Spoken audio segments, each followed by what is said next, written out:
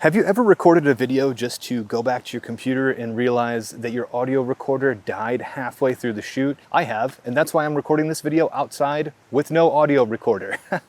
I've been using the Mavic 3 Pro for about 10 flights now, and I have a lot of different things to say about this drone.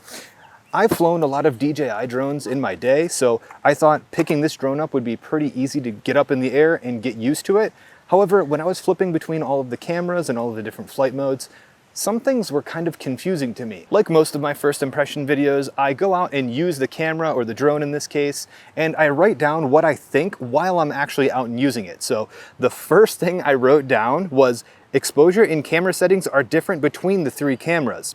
Different ISO ranges, different aperture ranges, and even fixed ranges for apertures. Each of these different cameras have different quirks whenever you're going from the 1x camera that you can adjust the aperture to the 3x or the 7x with a fixed aperture.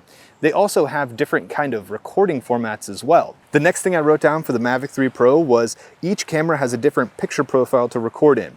All have normal, but others can't record in HLG, D-Log, or D-Log-M. I touched on this a bit in my first bullet point, but it was so annoying that I wrote this one down twice. I will have to come up with some kind of a cheat sheet or a pre-flight checklist or something that I can just have with me as a quick reference until I can learn which of the different recording modes are available in each of the different cameras. The next point I wrote down for the Mavic 3 Pro was tap to focus is essential when you're using the 3 or 7x cameras. The drone may try to focus on something if you're not paying attention, and you're only going to realize that the focus was off once you get back to a larger screen. This happened to me when I was first taking the Mavic 3 Pro out and using the 7x camera. There was actually something behind it that the camera wanted to focus on, and on the screen, even though I have a dedicated screen on the DJI RC, it actually was a little hard to see that it wasn't exactly nailing the focus. And the focus went to something in the background instead of the foreground. So whenever I got back and saw the footage on my computer, it was actually a little fuzzy and the background was in focus. My next tip for the Mavic 3 Pro, okay, I gotta be still. My next tip for the Mavic 3 Pro is that if you're going to be flying anywhere, do not fly with the 3 or 7x camera. It's almost impossible to get an accurate point of reference of where you are. If you will be flying anywhere, use the 1x camera. One thing that I love about the Mavic 3 Pro is all the sensors around it. So in theory, you probably could get away with flying with the 3x camera, but it is so disorienting flying with a 70mm lens versus a 24mm lens where your field of view is way wider. The next thing I wrote down about the Mavic 3 Pro was the longer your focal length, the slower you'll have to fly. More compression means the background moves faster even when you're flying very slow. This is pretty obvious whenever I have a telephoto lens on my camera and I want to get a little bit of parallax between my subject and the background. With a long focal length, I barely have to move my camera at all to seem like the background is zooming past. Next up, I wrote that I love having a dedicated controller, but changing the cameras takes a while. The controller lags for a second whenever you're changing cameras, and it seems like it's taking too long. I would not recommend changing cameras while you're flying forward. Again, this is going back to one of the first times I was flying the Mavic 3 Pro, and I was switching between the 1 and 3x cameras while I was flying forward. And when you're sitting still, it doesn't seem like the camera takes that long to change. However, when you're flying forward and the feed cuts out and you can't actually see where your drone is, that is a little bit more nerve-wracking. So after that experience, I immediately took my phone out and wrote down, make sure you're not changing cameras while you're flying around. The next thing I wrote down for the Mavic 3 Pro was, like the Mavic 3 Classic with the DJI remote, if you're flying in an unlocked zone, you'll have to hotspot into your phone through the RC to input the code to unlock the region. Make sure you have a phone connection set up before you go out to shoot, because I didn't and I had to spend 5 minutes inputting passwords and waiting on a connection to input the code. That is one thing to note with the DJI RC, it doesn't have a cell phone connection baked into it. So you'll have to use your phone or some kind of a Wi-Fi method to connect to the RC, input the code, and unlock the region.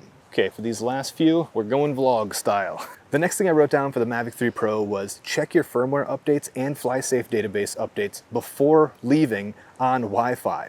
It will be much faster to download those firmware updates and get all those Flysafe database updates on Wi-Fi. I will be making a pre-flight checklist and a LUT pack so you can follow the steps and make sure you're doing everything right every time you're going out to fly this drone. So I'll leave a link in the description if you're interested in checking that out. If it's available, there will be a link where you can go check that out.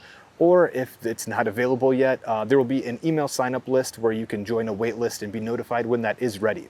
And if it's not ready, yell at me on Twitter and make me do it. The next thing I wrote down for the Mavic 3 Pro was I have to get used to the tracking modes as well. Active track isn't available in all modes. I'll have to do some testing to see how this works on different tracking modes with each camera. I used the point of interest with the 7X camera and there was a lot of camera shake. Active track is not available in the 7X. Tracking on the 1X camera is significantly smoother. I remember going out and the first time I was testing out tracking, I drew a box on a cool car at a stoplight and the car took off. And I was in point of interest mode, not active track, and it just stayed there locked onto the like a street sign instead of the car. So that was very underwhelming introduction to tracking on the Mavic 3 Pro. There are a lot of different kinks like that, and using the drone more will allow me to understand what modes are available in the different cameras. The next thing I wrote down for the Mavic 3 Pro was there are a lot of obstacle avoidance sensors and they make me confident when flying in automated flight modes. I like the on-screen alerts when the object is getting closer. It's so good it was able to detect birds when they were flying around my drone. I remember one of the flights I was going around, one of the piers here in Cleveland, and I was sitting still, changing some camera settings, and a swarm of birds came out of nowhere, and I was getting all of these yellow and orange and red highlights around the edges of my screen. It's almost like in GoldenEye back in the day, whenever you know, you got hit, there was like those things around the edges of the screen. It was very reminiscent of that until I realized, oh, there's a bunch of birds flying around my drone, and that is so sensitive, it's actually picking up those birds mid-flight when they're going near my drone. The next thing I wrote down was the battery life is great. I couldn't tell a difference in battery life from the Mavic 3 Classic when flying around. I love the battery life on the Mavic 3 Classic. It's one of the reasons I didn't get the Fly More kit when I purchased my Mavic 3 Classic in the first place, and I've loved the battery life. Whenever I go out and fly, I always have something in mind that I want to go out and film, and it's rarely I'm ever out flying for more than 20 minutes, even if the subject is a little farther away. So I love having a long battery life with a single battery. The next thing I wrote down for the Mavic 3 Pro was it is a tank in the wind. It can hold a steady image when flying fast and in strong winds. This is very reminiscent of the Mavic 3 Classic. I was a big fan of how that handled the wind, and whenever I was flying around Lake Erie like I am here, there's a lot of random winds, especially when you get up a little bit above 50 or 70 feet in the air.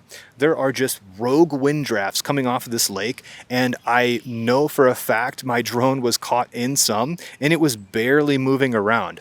I could feel the wind transferring down to me on the ground, and my drone was just barely moving. This is especially important whenever you're using the 3 and 7X lenses. If you get pushed around whenever you're using the 7X, you're going to be able to see that push a lot more vividly. I don't know if that's the right way to put it, but you'll be able to see it more easily than you would with the 24mm lens, just because, like I was saying earlier, a little bit of movement will really show a lot of parallax. The bench that I originally wanted to film at is now open, so I have to go snag it before anyone else gets there. It's the best bench in the whole park. You'll see in a second. This is the spot. Well, it's the last shot of the video, so I can finally show you guys this bench. Like I said earlier, I'll probably end up making that LUT pack and a pre-flight checklist, and honestly, I'll probably make a differences between the camera's guide. It's a little hard to keep everything straight whenever you're out filming and you go out and you're like, okay, I want to shoot that boat right there, and you get your drone in the air, you're on the 1X camera, and you're like, all right, I want to punch in and, you know, get a little lower to get some parallax with the 7X camera. And you're filming in like D-Log, and you go and you've in the 7X camera, and now you're filming in normal, and the camera settings are different. So then you have to tell the guys in the boat, hold on a second, I have to like adjust my camera settings. It's something that is going to take a lot of getting used to, but I think with a little bit of tinkering, it will be something that's much more manageable. If you like this kind of video, let me know. And, you know, it's good to get out of the studio every once in a while. It's a great day, even though there's an air quality index alert today of like 250 because of the Canadian wildfires.